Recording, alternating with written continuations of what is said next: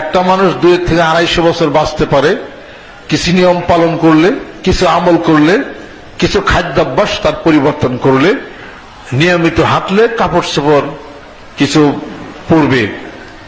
1 নম্বর, যদি মানুষ বেশি দিন সুস্থ থাকতে চায় সুতি কাপড় পরবে। 1 নম্বর সুতি কাপড় পরবে। 2 নম্বর, চামড়ার স্যান্ডেল পায়ে দিবে। প্লাস্টিকের স্যান্ডেল পায়ে দেওয়া টোটালি বন্ধ, চামড়ার জুতা পরবে।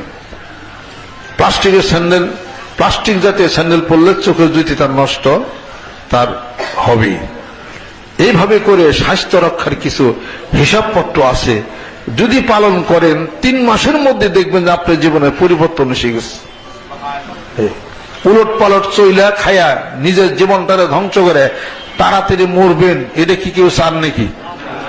আল্লাহর জিকির করেন 2 বেলা, নামাজ পড়েন 5 ওয়াক্ত, কোরআন শরীফ তেলাওয়াত করেন, অটোমেটিক এমনি মানুষ সুস্থ হয়ে যাবে।